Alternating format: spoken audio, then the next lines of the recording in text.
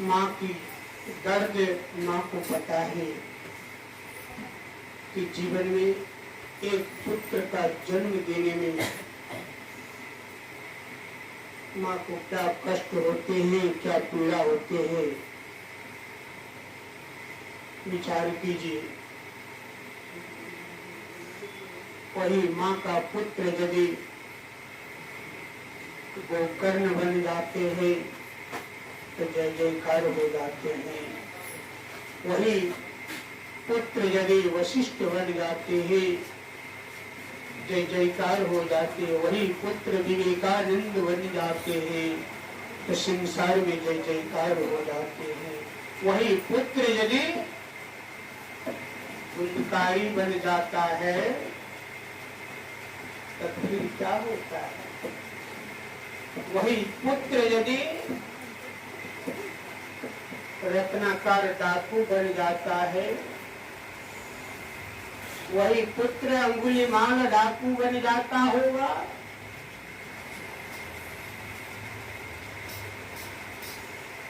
उस माता पिता का कितना नाम होता होगा।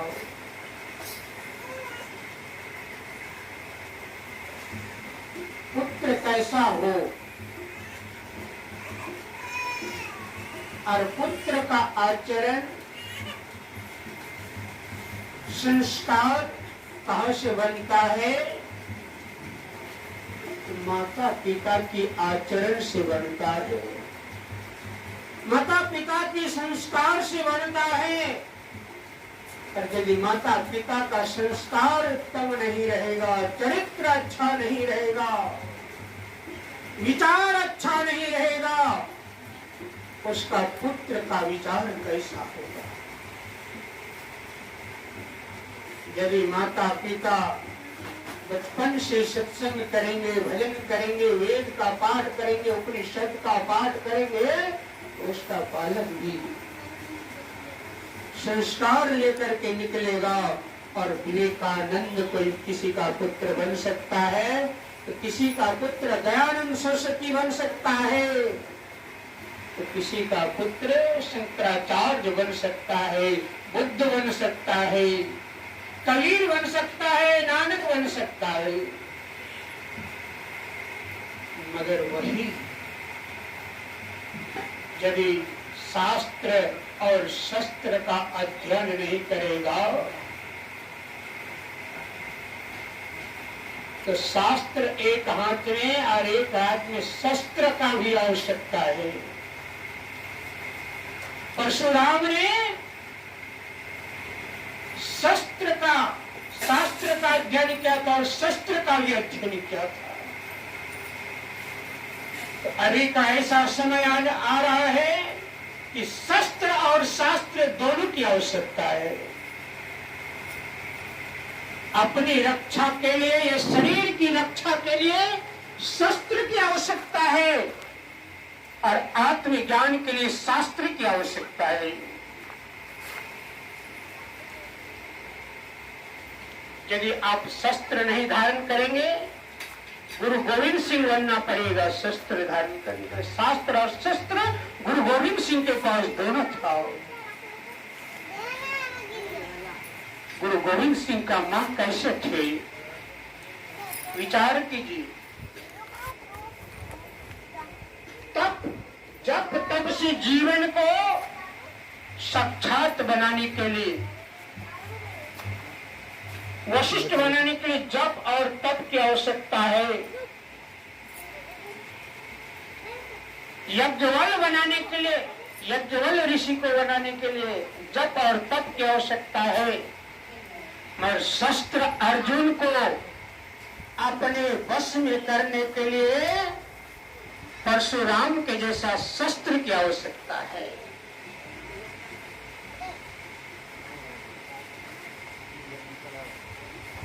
हमारे शास्त्रों में दोनों विद्या है, शस्त्र का भी विद्या और शास्त्र का भी विद्या है।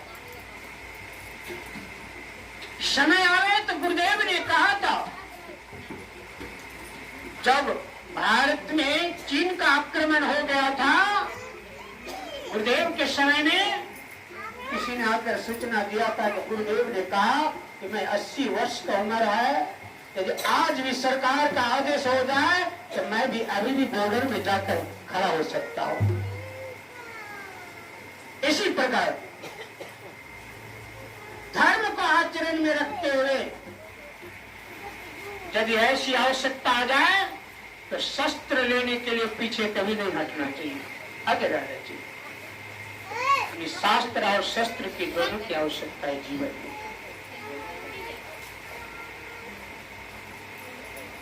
अपने सनातन धर्म को बचाना है, अपनी संस्कृति को बचाना है,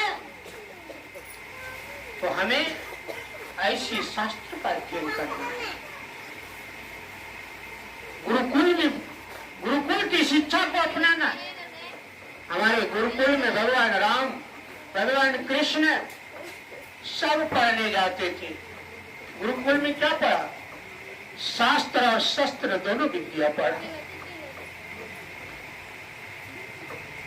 तो गुरुकुल परंपरा में ये दोनों की आवश्यकता है।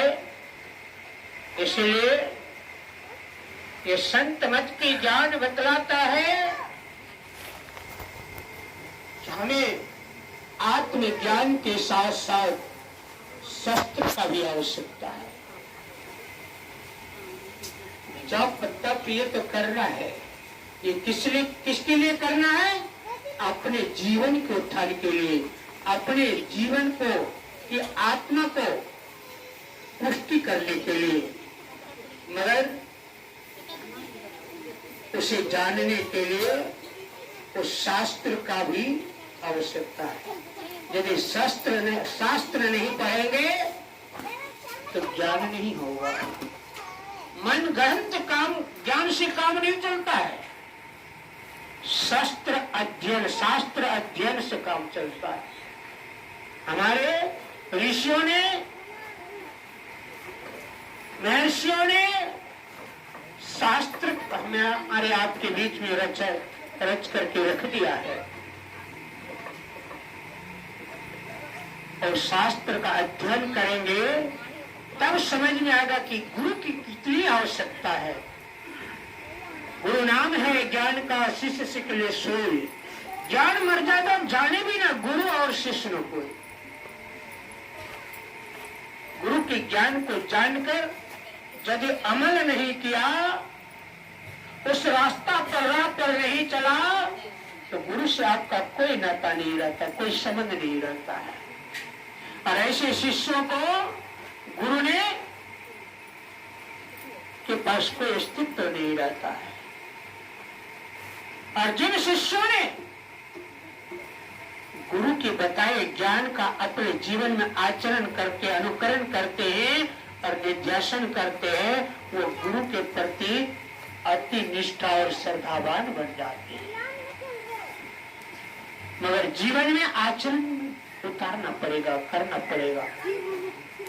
तो आइए तभी थोड़ा सा कह करके अपनी वाणी को विराम देंगे, क्योंकि समय 10 बजने वाला है लगता है।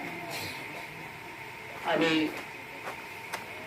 एक भजन श्रवण करेंगे, उसके बाद गुरु स्तुति होगा, गुरु वंदना होगी और पुष्पांजलि होगी। ये दोनों आरती के बाद होंगे। आइए हम लोग कलाकार के माध्यम से भजन श्रवण करते हैं। श्री सद्गुरु महाराज जी की जय।